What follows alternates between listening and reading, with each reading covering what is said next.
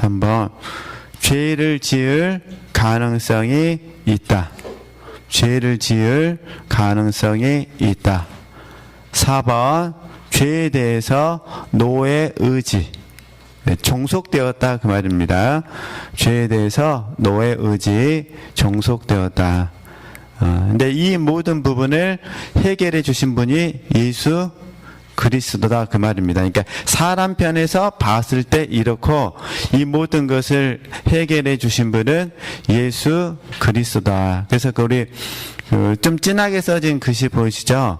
네, 이름으로 한 사람으로 말미암아 죄가 세상에 들어오고 죄로 말미암아 사망이 모든 사람에게 이르렀느니라. 이제 한 사람은 이제 다윗을 말합니다. 죄송해요. 저기 아담. 그러니까 아담으로 말미암아 죄가 세상에 들어오고 죄로 말미암아 사망이 모든 사람에게 이르렀다. 네, 그래서 저희들은 이 말씀 그대로 받아들이고 있습니다. 그러므로 어거스틴은 사람이 구원받게 되기까지의 과정을 전체적으로 하나님의 은총으로 보면서 선행적 은총, 지난주에 말씀드렸잖아요. 인간의 행동에 앞서서 오는 하나님의 은총과 후속적 은총, 성화의 은총을 구별하였다. 즉 선행적 은총에 의해서 사람은 죄를 미워하게 되고 교회로 이끌림을 받으며 후속적 은총으로 말미암아서 죄의 사면을 받게 되며 성도로서의 거룩한 생활을 이끌어 간다. 여기까지 이해되시겠죠? 네, 그럼 보겠습니다. 계속 보겠습니다. 지금 저희들이 이제 그 영성 포럼 전에 새로운 책을 읽게 되시잖아요. 지금 새로운 그 생각하는 법에 대해서 공부를 하시게 되는데, 이제 이렇게 이해하시면 됩니다. 그러니까 예수님께서 우리에게 은총을 주셔가지고 우리가 구원을 받았잖아요. 지금 어거스틴이 말하는 그 부분은 구원받기 전에 사람의 위치입니다. 구원받기 전에 사람의 위치. 근데 아까 노예 의지라고 그랬잖아요. 죄에 대해서는 우리가 이길 수가 없으니까. 근데 주님께서 우리에게 은총을 주셔가지고 우리에게 구원받게 하시고 구원을 이루게 가시잖아요. 우리는 구원을 이루고 구원에 참여하는 이 부분을 이김이라 부르죠. 우리 교회식 용어로 바꾸면 이게 구원을 받고 구원받고 구원을 이루고 구원에 참여하잖아요. 지금 저희들이 오늘 교과서에는 성화라 그랬어요. 구원을 이루는 거는 성화니까. 그러니까 구원받고 구원을 이루고 구원에 참여하는 겁니다. 예. 구원받는 거는 다 아시잖아요. 이신칭이. 그죠? 구원받고 거룩해지고 성화. 주님 오셨을 때 주님께 영접되어지면은 영화되어지고 이렇게 되는 거거든요. 이신칭이 성화, 영화. 근데 우리는 이제 영화라는 단어를 잘 쓰지는 않죠.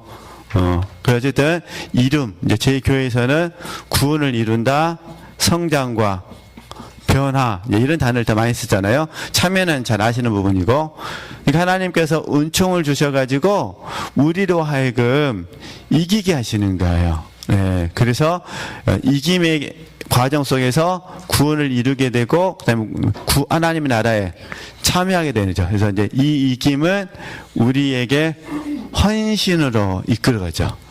이김 다른 말로 하면 승리잖아요. 그러니까 승리 생활의 목적은 뭐가 되는 거죠?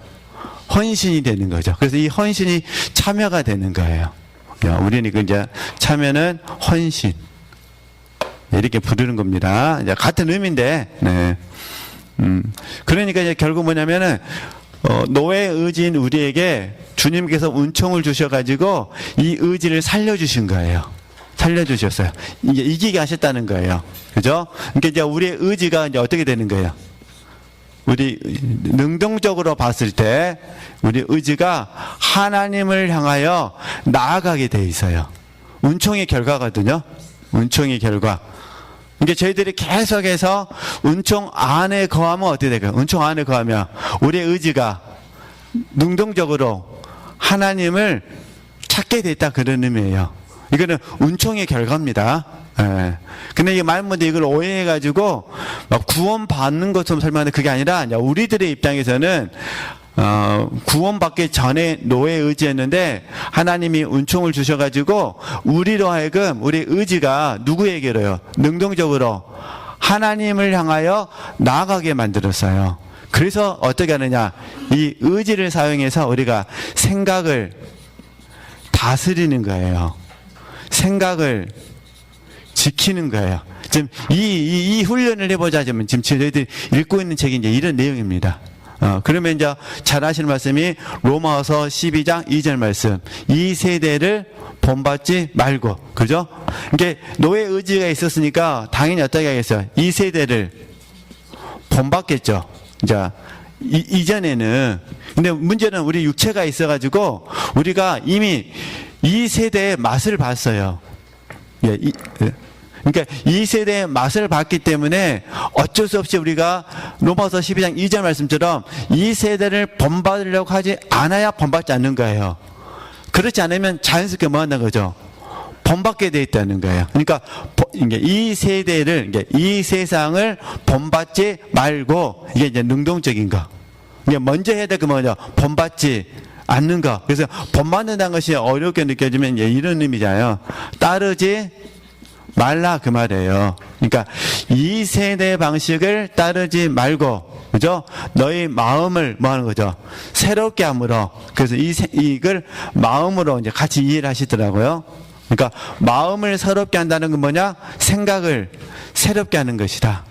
그러면 우리는 이제 로마서 8장 말씀을 적용하면은 생각에는 육신의 생각이 있고 뭐가 있어요? 영의 생각이 있어요. 그죠? 그러니까 이 세대를 본받지 말고, 그러니까 뭐 하라는 거예요?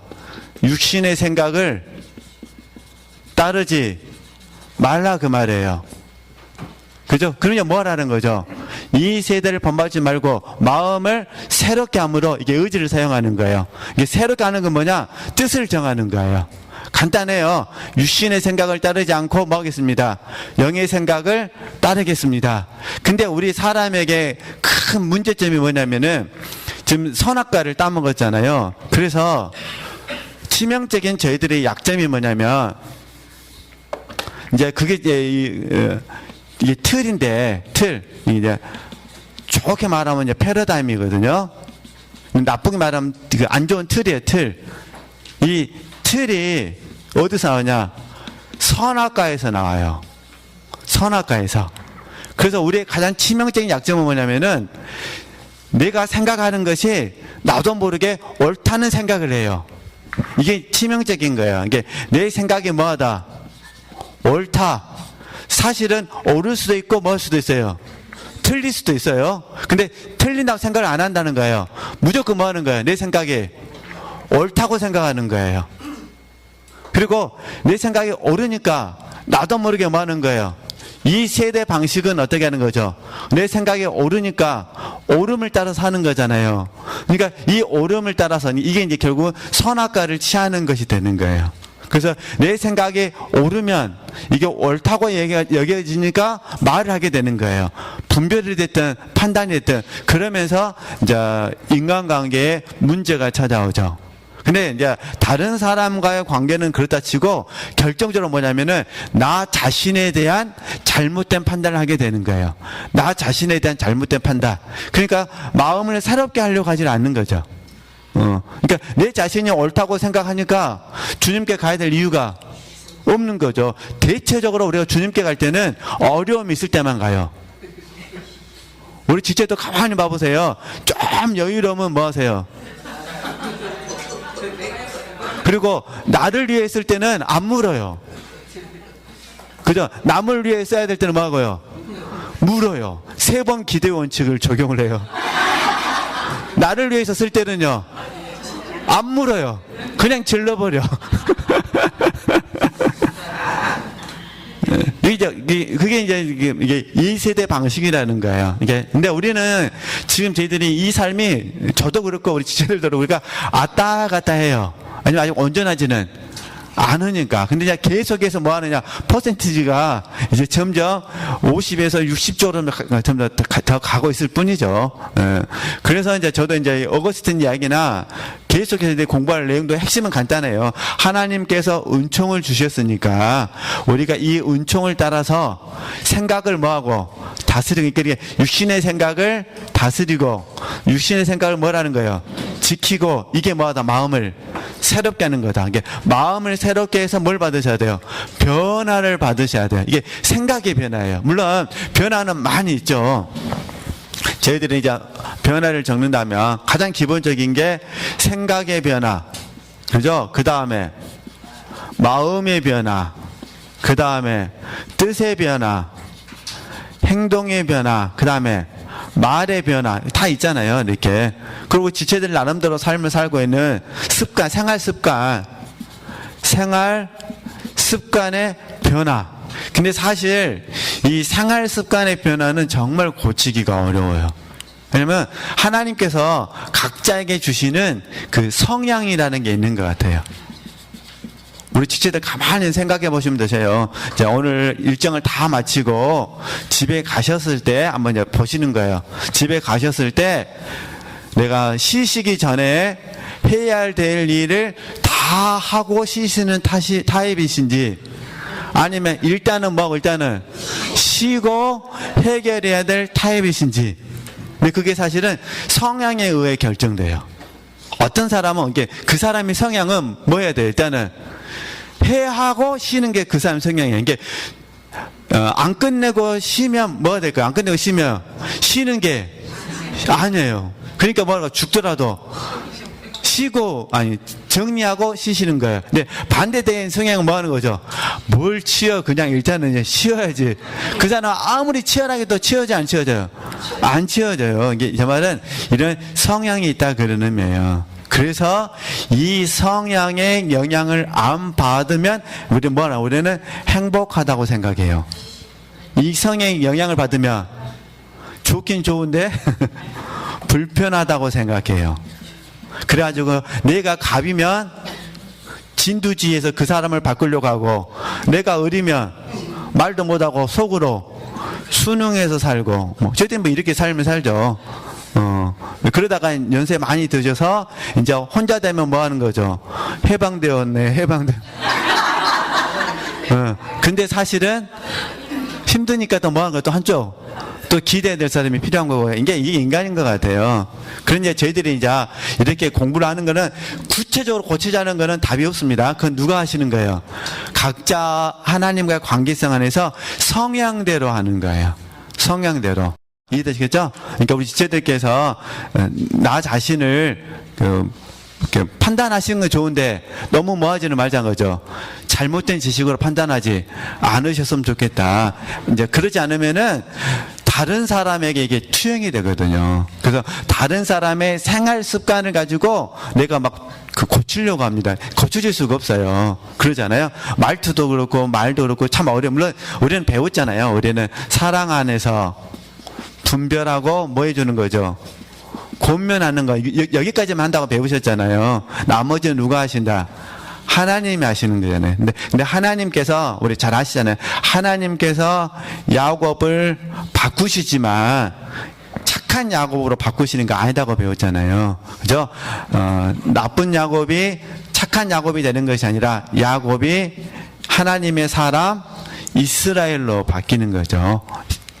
그러듯이 저희들도 이스라엘로 바뀌어지는 과정 속에 있는데, 그렇다고 하여 우리는 뭐 하지는 않는다, 배우지 않는다, 온전하지는 않는다. 그렇죠? 그래서 이걸 통해서 다시 또 배우는 거예요.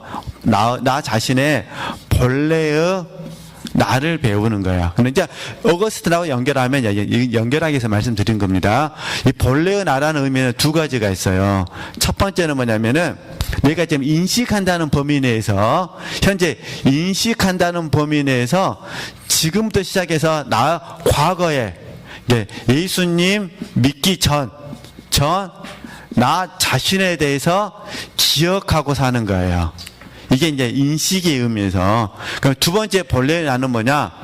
아담 안에 있는 나를 기억하고 사는 거예요. 아담 안에 있는 나. 그렇죠? 그러니까 아담 안에 있는 나는 뭐 하는 거예요? 제 덩어리예요, 제 덩어리. 그러잖아요. 제 덩어리, 제성을 갖고 사는 거죠. 더 쉽게 말하면 우리는 가나안, 7족속을 갖고 사는 거예요. 언제 가나안 7족속이 뭐 하는 거죠? 튀어나올지 모르는 것 뿐이에요. 그러니까 이 나를 뭐 한다는 거죠? 본래의 나를 기억한다. 그러니까 첫 번째는 예수님 믿기 전에 나, 아니면 영성훈련 받기 전에 나, 이해되시겠죠? 그걸 기억하는 거고, 두 번째가 사실 제일 중요하죠. 아담 안에 있는 나, 육신을 갖고 있는 나, 그 다음에 가나안 7족속을 갖고 살고 있는 나를 항상 뭐 하는 거죠? 기억하는 거죠. 그러니까 우리에게는 뭐가 필요할까요? 은총이 필요한 거죠. 그리고 또 뭐가 필요하냐? 교회가 필요해요. 그러니까 하나님의 은총이 필요하고 그 다음에 뭐가 필요해요? 교회. 쉽게 말해서 공동체가 필요하다, 그런 의미예요. 그러니까 본래 나를 기억하는 사람은 먼저는 하나님을 기억하고, 두 번째 그러니까 하나님을 필요로 하고, 그 다음에 누가 필요하다는 거예요? 교회가 필요해요. 교회가. 왜냐하면 병든 나를 교회에서만 뭐 해주니까? 고쳐주니까. 그죠? 교회에서 누가 고쳐요? 예수님께서. 예수님이 의사이시잖아요. 그죠? 나는 죄이니까 병들었잖아요. 저 환자, 병들었어요. 환자. 나는 환자고 예수님은 의사셔요. 그럼 교회는 뭘까요? 병원이죠, 병원. 아프면 병원 가셔야 되잖아요. 내가 죄를 깨달으면 얼른 어디로 오셔야 돼요? 병원, 교회로 오셔야 돼요. 그러면 우리 주님께서, 의사이신 주님께서 우리를 뭐 해주신 거죠? 고쳐주시는 거죠. 그러면 훈련원은 뭘까요? 훈련원은 요양원. 이해되시겠죠? 훈련원은 요양원. 암 치료받고 집에 가면 안 되잖아요. 어디 가셔야 돼요? 요양원에 가셔야지. 그러니까 이해되시겠죠? 그러니까 우리는 결과적으로 우리는 뭐가 필요해요? 공동체가 필요하다, 그 말이에요. 근데 가슴 아프죠. 공동체 내에서 상처받기도 하지만 그러잖아요. 환자들끼리 모여있는데 왜 상처가 없겠어요? 그러나 상처도 받지만 또 뭣도 있으니까? 치유도 있으니까. 혼자 있으면 해결할 수가 없으니까. 이해되시겠죠? 그래서 이게 좀 더 쉽게 이해하려면은 성냥개비로 생각하시면 돼요. 우리 옛날 성냥 있잖아요. 이렇게 하나씩 해서. 그러니까 개개인은 성냥 하나에 하나, 한 개. 이거 뭘로 불러죠? 한 개 피. 네. 우리는 한 개 피. 한 개 피가 100개가 모여요. 그거 뭐가 된 거예요? 각이 되나요? 네. 그럼 얼마나 화력이 세요. 그러니까 혼자 찬양해도 빛납니다. 근데 함께 찬양하면 불나버립니다. 이해되시겠죠? 혼자 있어도 감사한데 뭐 하는 거죠? 함께하면 더 감사하다. 근데 사실 상처도 있다. 사람이 다 틀리니까. 근데 그것만 이겨내면은 우리가 얼마나 감사해요. 그렇죠? 이제 이렇게 이해하시면 좋겠다, 그런 부분입니다. 그래서 어거스틴은 본인이 목회도 하시면서 그 옆에다가 그 수도원을 만들었어요. 그래서 잠은 한 4시간 정도 주무시고, 그리고 저녁에는, 낮에는 제자들과 대화를 나누면서 제자들이 질문을 하고, 밤에는 그 질문을 중에 다는 아니겠죠. 좋은 질문들을 가지고 뭐 하는 거예요? 밤에 연구를 하는 거예요. 연구를 하고 그 다음날 뭐 하는 거죠? 제자들한테 또 식사 시간에 가르침을 주거나 설교 시간에 가르침을 준 거죠. 자, 이렇게 해서 삶을 살았는데 그 내용이 그 아랫부분입니다. 한번 보도록 하겠습니다. 여기에서 어거스틴은 교회의 역할을 강조한다. 사람에게는 두 종류의 죄가 있는데 부모로부터 물려받은 원죄가 있으며, 이게 제일 무섭죠? 교만. 현 세상에서 계속적으로 짓는 뭐 같다는 거죠? 현세요. 현세가 뭐냐면 세상을 사랑하는 마음입니다. 현세요. 세상을 사랑하는 마음. 요한일서 2장 15절에서 17절 말씀. 그래서 저희들이 계속해서 이 세대를 본받지 말고. 근데 참 이게 어려운 공과가 있더라고요. 어떤 거냐면 우리가 이제 이 세대를 본받지 말해야 되는데 예수님께서 요한복음 17장에서 뭐라고 말씀하시냐면 너희는 이 세상에 있지만 이 세상에 속하지 아니하였다 말하거든요. 근데 이 세상에 속한 게 뭐냐? 요한일서 2장 15절에서 17절 말씀이에요. 이 세상과 세상 것들을 사랑하지 말라 그 말인 게 결국 속하면 뭐의 문제로 가버린 거예요?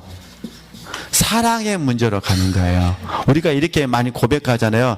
우리 이런 복음성가도 있잖아요. 우리는 하나님 나라에 속한 자 되어 이런 복음성가 있잖아요. 이게 하나님 나라에 속했다는 것은 하나님의 것이라는 의미고 동시에 하나님만을 뭐합니다?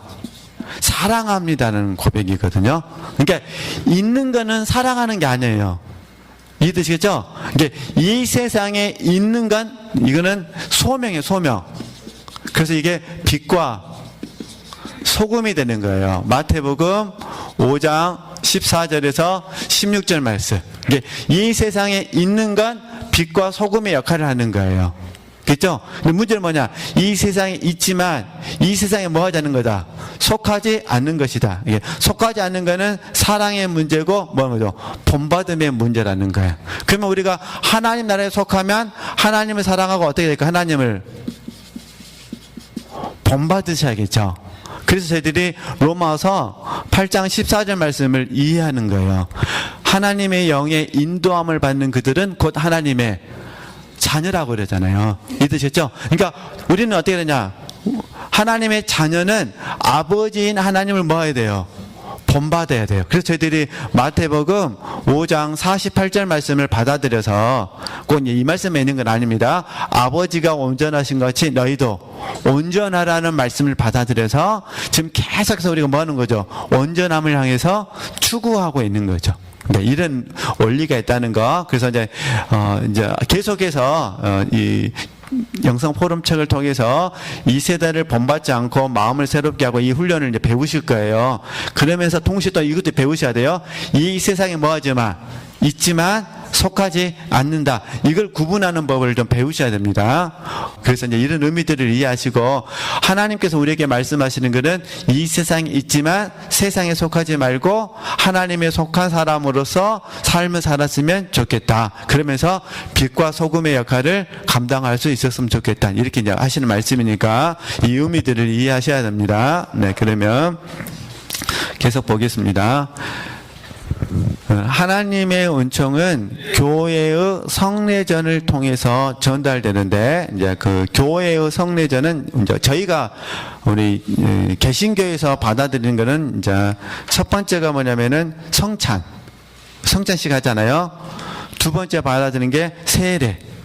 성찬과 세례, 이렇게 이것만 있습니다. 나머지는 여친 수용하지 않습니다.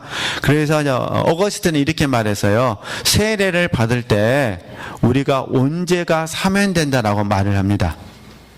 그리고 성만찬과 여타의 교회 생활을 통해서 현세역이 사면된다. 이게 요한일서 1장 9절 말씀이에요. 그래서 이게 이렇게 이해하시면 되죠. 저희들이 이제 실제라는 공부를 할 때 이렇게 배우셨잖아요. 존재와 상태라 배우셨잖아요. 이 상태가 사실은 실제의 영역이거든요. 그렇죠? 그러니까 이 존재라는 부분이 이렇게 예수님 입장에서 봤을 때, 내 입장에서 봤을 때 이렇게 보는 거예요. 그러니까 예수님 입장에서 보면 영원한 속죄죠. 그렇잖아요. 영원한 속죄고 완전한 속죄죠. 예수님 입장에서 봤을 때. 그죠? 근데 이제 나 입장에서 봤을 때. 그러니까 존재론적으로는 우리 영원한 속죄를 받았고 완전한 속죄를 받았어요. 근데 상태. 우리가 일상을 살아가는 이 상태, 우리가 이제 우리 요한일서 1장 9절 말씀을 믿으니까 이 상태라는 면에서 봤을 때 나는 주님 보시기에 온전하지가 않잖아요. 그러니까 부득불 뭐 하는 거죠? 치리적 속죄를 받는 것이고 그분과 나와 관계에 의해서 관계적 속죄를 받는 거죠. 그러니까 이 의미들만 이해하시면 되시는 거예요. 그러니까 우리 주님께서 보실 때는 영원한 속죄가 뭐란 거죠? 완전한 속죄입니다. 그러나 내 입장에서 봐서는 나는 여전히 뭐란 거죠? 치리적 속죄를 받고 있고 뭐죠? 관계적 속죄를 받고 있어요. 왜냐하면 상태라는 면에서 나는 불완전하니까. 그렇게 이제 적용하시면 좀 이해하기 쉬우시거든요. 그러니까 어거스틴도 이렇게 말씀한 거예요. 근데 이 사상이 잘못 적용되면 어떻게 되느냐? 잘못 적용되면은 문자적으로 적용돼요. 예를 들면 세례 받으면 구원받았다 이렇게 돼버린 거예요. 근데 실제로 구원받았는지 안 받았는지는 모르죠. 하나님만 아시죠. 단지 우리가 구원받았다고 말하는 거죠. 믿음으로 화답하는 거죠. 근데 확실한 거는 믿음으로 화답한 사람은 계속해서 하나님을 뭐 한다는 거죠? 추구한다는 거예요. 그래서 저희들이 이제 다시 봐볼게요. 예수님께서 완전한 속죄, 영원한 속죄는 충분 조건, 쉽게 설명하면 충분하다 그 말이에요. 근데 내 편에서 봐서는 이건 필요 조건이 되는 거예요.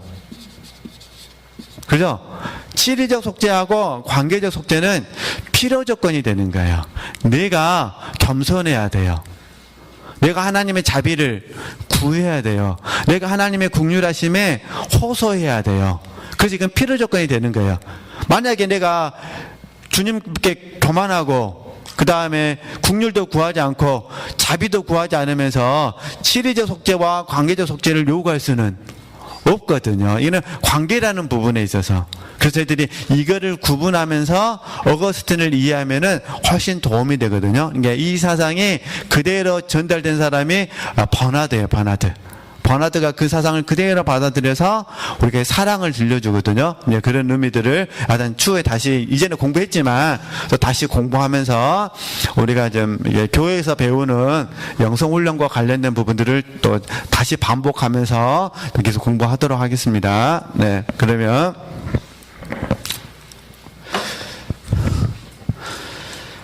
8쪽에는 이제 좀 더 읽어보겠습니다. 네. 그러므로 교인들에게는 감독을 중심으로 한 정통교회에서의 생활이 필수적이라고 말할 수 있다. 그렇다면 모든 사람이 원죄로 인해서 지약 상태에 있는데 자신의 구원을 어떻게 알 수 있는가? 여기에서 어거스틴은 하나님의 애정을 말한다. 즉 하나님은 강압적인 방법이 아니라 부드러운 뭘 쓰는 거죠? 폭력으로서 이게 징계. 부드러운 폭력으로서 구원받을 사람의 의지를 작동시켜서 교회로 발걸음이 옮겨지게 하신다. 그리고 누가 이렇게 인도하심을 받을 것인가는 전적으로 하나님의 주권에 속함으로 사람으로서는 알 수 없으며 또한 뭐란 거죠? 알아서도 안 된다고 하였다. 그럼 이제 예정이라는 부분은 이렇게 저희들 이제 이중 예정이라 그러거든요. 뭐 다른 거 아니에요. 선택이 있고 뭐란 거죠? 유기가 있다 그 말이에요. 그럼 이제 이 유기라는 부분에 있어서 우리를 참 힘들게 하는 사람이 가룟유다예요. 가룟유다. 그러잖아. 예수님께서 가룟유다를 뭐 했어요? 제자로 선택을 했는데 버림받은 거예요. 이 문제에 대한 궁금증들이 좀 많이 있을 수도 있거든요. 이렇게 이해하시면 돼요. 가룟유다는 구원받은 것이 아니라 이제 사도직에 필요한 거예요. 그러니까 구원에서 필요한 것이 아니라 어디서 필요한 거예요? 사도직에서 필요한 거예요. 예수님을 팔 사람으로서. 그러니까 예수님께 우리를 부르셨을 때 어떤 사람은 구원과 관련돼 있고 어떤 사람은요 기능과 관련돼 있어요.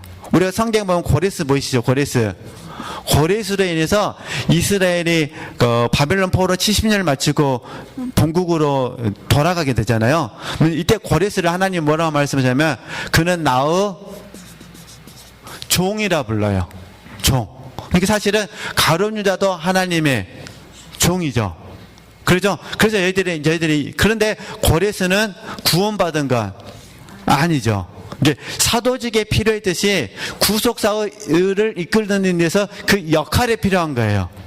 근데 고레스에게 구원은 없거든요. 예, 그러듯이 이 세상 속에서는 하나님의 오묘한 섭리는 알 수가 없다는 거예요. 알 수가 없어요. 그래서 우리가 이번에 삼천 라반 공부했잖아요. 라반하고 야곱 공부했잖아요.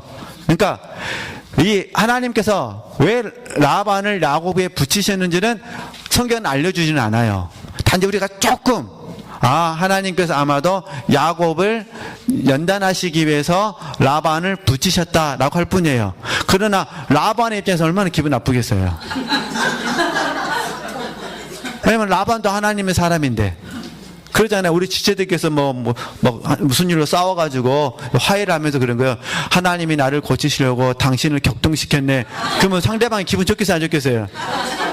그럼 내가 뭐가 돼버리니까? 도구 돼버리고 라반 되는 거니까. 이제 그건 아니죠. 하나님의 오묘한 섭리를 모른다는 거예요. 단지 우리가 여기서 추정하는 것은 라반도 야곱이고, 야곱이 라반도 육신이고, 이해되시겠죠? 야곱도 육신이고, 이기적이다 그 말이에요.